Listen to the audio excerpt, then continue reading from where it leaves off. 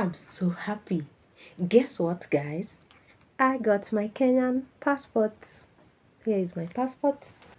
I felt like I even don't want to sit. The excitement that I have to finally lay my hands on a Kenyan passport is just crazy. So this is how it looks at the back.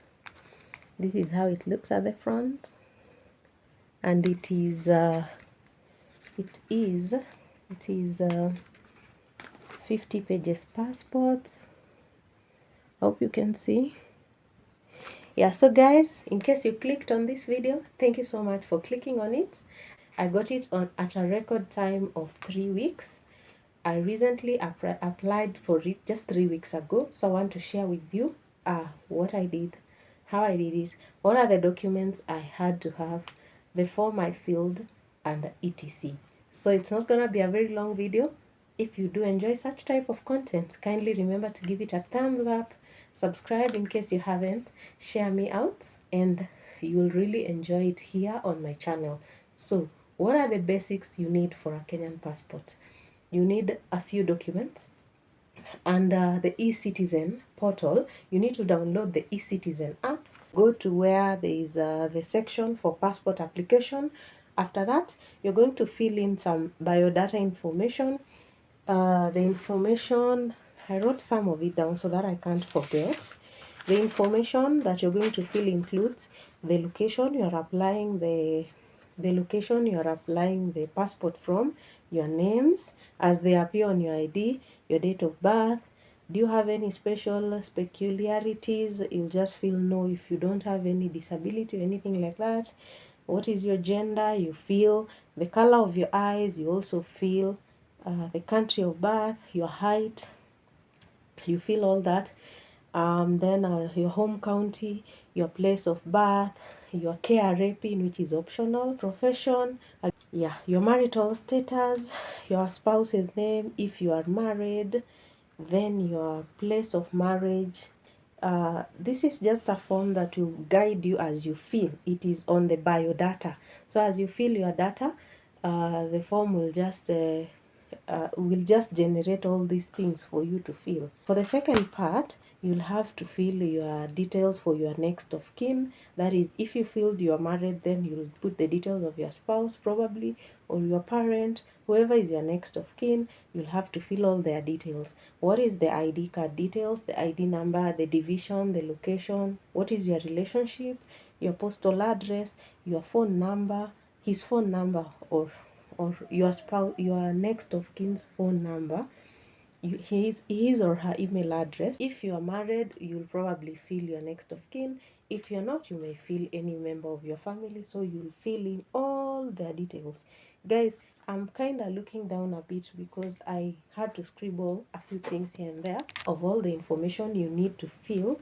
This is for I'm actually doing this video for someone who may, this form you can fill it either from home, or if you feel it is too complicated, you can go to the cyber. So I'm just doing this for anyone who may want to fill it at home and maybe they don't know how to start or where to start. Just go download eCitizen, click on the new applications for passport. It will bring you that form. You fill all of it. Then that is the second section about the spouse's details or your next of kin details. The third one is mostly on the kids. Do you have kids? That is the first question. If you feel yes, then you'll fill all their details. What are their names? Where were they born? What is their gender? Place of birth, amongst other things that are for kids. So you'll fill for all your kids. Assume you have 5 kids. You'll fill all those details for 5 kids. After you've done that section for kids, you'll now have to go for the reason. Now the fourth section, it will ask you what is your reason for travel.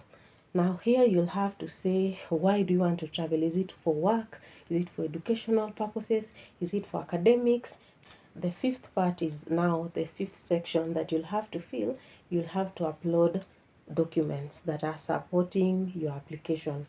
You will have to upload a passport photo that I took at the cyber, but I think if you have any good passport photo, you can just upload it. Attach and upload. You'll just see. If you just attach it, if you attach and then at the end of the form you'll just send it. Then you'll also sign. There is a form that you'll be given to sign. Then you'll take a photo of your ID at the front and at the back. You'll also upload that. You'll also upload your original birth certificate or a photocopy. Actually, it's a photocopy of your birth certificate. And then the last thing you'll upload is your parents' ID or death certificate. In case your parents are not there, you'll have to upload their death certificate. Now, some of these documents may be hard to get. Now, this is where most people get stuck, because it may be hard sometimes to get this parents' ID or death certificate. Even some people don't have a birth certificate, but that is not a big problem. You can always look for these documents. You can reapply for another birth certificate, and you can also look for your parents' ID. So I would advise, if you are planning to maybe travel or get a pass, if you're thinking that you may leave the country soon, maybe in the next 1-2 years, please begin the process now, because now if you don't have all the documents I've mentioned, your ID original, then your passport. No, passport photo is not a problem. It will be taken at the cyber. You don't have a birth certificate original, and you don't have your parents' ID or their death certificate, then just start looking for them early, so that when now you go to apply, it will, these things will take time. So this is where now most Kenyans have a challenge, because after all the application you have done online, you will take this form now to the immigration, and they will have to cross check whether all these documents you've uploaded are legitimate. Like, you can't take something fake, it has to be original. So that's why I'm saying, in case you don't have a challenge with accessing this, just start applying now, in case you feel like maybe in the year 2026, 2025, I may travel out of the country. Start looking for these documents now. But you can reapply for another one, and they will process, though it may take some time. The sixth thing is, now, after now you've uploaded all that, you get an invoice from eCitizen, a printout to show you that now you have uploaded everything, and now they give you an appointment date. But before that appointment date, you have now to take that invoice together with your documents, supporting original documents, to the immigration for them to confirm, and again feed that information in their system. And now after that, they will give you an appointment date that you have to go back on a certain day now to take biometrics, fingerprints, and the signing. Now that will be on another day. This is not a one-day thing. It will take some 2-3 days for you to back and forth until now you go and collect the passport. So on the same day, you will take, after you fill the form completed, you will take it to the immigration. They will confirm whether all the documents you're giving are actually legitimate. If they are going to book you for an appointment. They are going to give you an appointment date, which is not the same day that you are there. They'll give you some date, maybe after a few days. You're told to go back now, and they will go and pick your biometrics. And then after that, you get a message from immigration that will actually tell you that they have received your application and they are processing your passport. So after you've gotten that message, now you are just one step to getting your passport, because now everything is confirmed, everything is ready. They are just now going to process it, because everything is actually ready at this point. So you go back home again, and then you wait for now the message to tell you now that actually your passport is ready. Come and pick it up from immigration. Now you got that message, you got so happy. Like, for me, I was so happy. Previously in our country, Kenya, there have been delays, like over a year, 2 years. People are complaining that they are not getting their passport. So me, once I saw that message, and it was only on a record time of 3 weeks since I applied, the period between when I applied and when I took my passport, it was actually 3 weeks. So what happens after you get that message of your passport is ready for collection, and they'll actually tell you, come for it where you applied it from. what do you need to carry? You need to carry that invoice that you printed out, and they will when you drop those documents, they will attach some small paper that has some number. So you must keep it well, so that even if yours is taking 1 year, you have to keep that paper well. But no worries, in case it disappears, you can print it out from eCitizen. Once you fill that form, you'll get a number, like it's a receipt number that will be issued to you. It's like a tracking number that you can use to track. But if you can, just keep yours safely. Make sure you carry it on that day, that invoice. It will be attached with that receipt number. And then you also need to carry original ID. Go to immigration yourself. You cannot send somebody to pick it for you. Actually, I don't think they will be given, because they confirm your face against the picture they took of you, the biometrics they took when you were dropping the application. They actually confirm that it is actually you. You can't send anybody to pick it for you. So on that material day, carry your ID, original, and that invoice number. Then you will give it to them. They will look for your passport.